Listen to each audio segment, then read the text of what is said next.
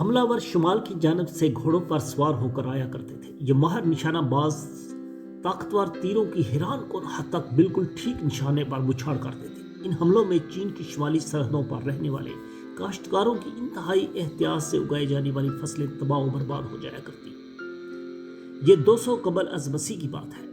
چین کے مقامی باشندے ان حملہ آوروں کو زنگیروں یعنی وحشی غلاب کہا کرتے، جس سے بظاہر وہ ان کو خود سے کم تر دکھانا چاہتے تھے، لیکن حقیقت یہ تھی کہ مختلف قبائل پر مشتمل زنگیروں عسکری مہارت اور سیاسی تنظیم میں اپنے چینی ہمسایوں سے بہت بہتر تھے۔ یہ دنیا کی سب سے پہلی خانہ بدوش سلطنت سے تعلق رکھنے والے حملہ آور تھے، جو اتنے منظم اور طاقتور تھے کہ ان کے خوف سے ہی چین کے حکمرانوں نے آخر کار دیوار چین بنانے کا عزم کر لیا، جسے دی گریٹ وال آف چائنا کہا جاتا ہے۔ اس قصے کی ایک دلچسپ بات یہ ہے کہ زنگیوں کے ماہر تیر اندازوں کے پیچھے ایک خانہ بدوش سلطنت کو جوڑ کر رکھنے والی شخصیات ان کی خواتین تھیں۔ خانہ بدوش سلطنت کی تاریخ کا سراغ لگانا کافی مشکل ہے، کیونکہ ان کی اعلیٰ تنظیمی صلاحیت اور عسکری طاقت کے باوجود انہوں نے کبھی ایسی زبان ایجاد نہیں کی جس میں وہ اپنے کارنامے درج کرتے اور ایک تحریری تاریخ چھوڑ کر جاتے۔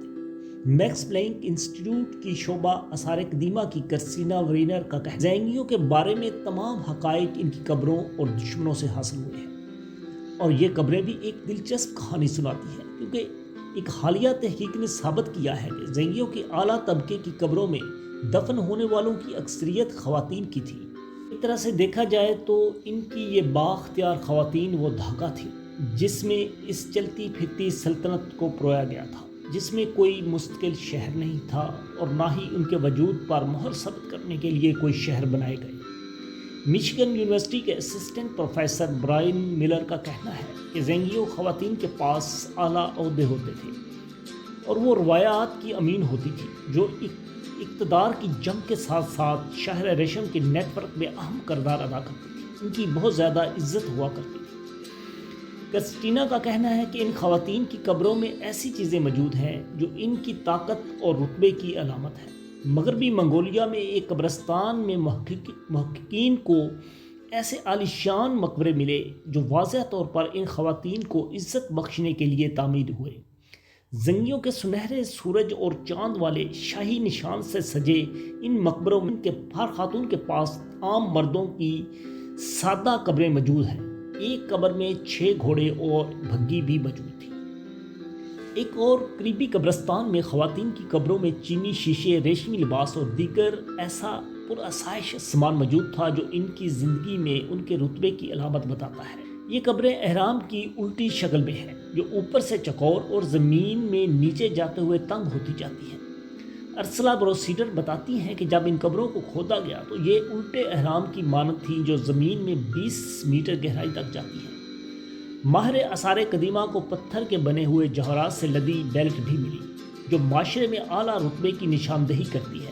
ارسلا کے مطابق یہ ایسی نظر آتی ہے جیسا کہ کرسمس کا درخت سجایا جاتا ہے۔ یہ بیلٹ رتبے کی اہم علامت ہوا کرتی تھی جو روایتی طور پر مردوں کے لیے مخصوص سمجھی جاتی ہے، لیکن دلچسپ بات یہ ہے کہ زنگیوں کے اس زمانے میں یہ بیلٹ صرف خواتین کو دی جاتی تھی، مردوں کو نہیں۔ زنگیوں میں گھوڑ سواری اور تیر اندازی کو مرکزی صلاحیت مانا جاتا تھا۔ کرسٹینا بتاتی ہے کہ کچھ لوگ گھوڑوں کو زمین کا بحری جہاز کہتے ہیں، کیونکہ صنعت کے وجود سے قبل بحری جہاز اور گھوڑے ہی سب سے تیز سفر کے کام آتے تھے۔ زنگیوں مقامی گھوڑے پالا کرتے تھے اور سواری کے دوران تیر اندازی بھی سیکھتے تھے، جو دور تک مار کرنے میں مددگار ثابت ہوا کرتے۔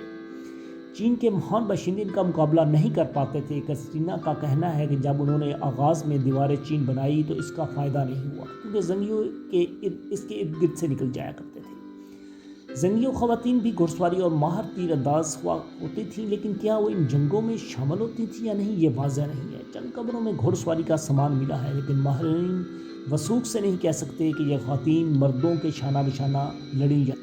ارسلا کا ماننا ہے کہ ہم اس نقطے کو خارج نہیں کر سکتے کہ یہ جنگجو خواتین بھی تھیں۔ اس کا یہ مطلب نہیں کہ تمام خواتین فوج میں شامل ہوا کرتی تھی، لیکن وہ یقیناً ماہر گھوڑ سوار اور تیر انداز تھیں، جو اس زمانے میں بہتر زندگی کے لیے ضروری ہوا کرتا تھا۔ جینیاتی تحقیق سے میکس پلانک کی ٹیم کو ایک اور دلچسپ بات یہ بھی معلوم ہوئی کہ چین کے قریب اس خانہ بدوش سلطنت کی سرحد پر دفن ان خواتین کی جنیات باقی زنگی و آبادی کی جنیات سے مختلف ہے، اور ان کی جنیات ایک ایسے شخص سے ملتی ہے جس کے بارے میں گمان کیا جاتا ہے کہ وہ زنگیوں کا بادشاہ تھا، اور اس کی قبر 2013 میں وسطی منگولیا سے ملی۔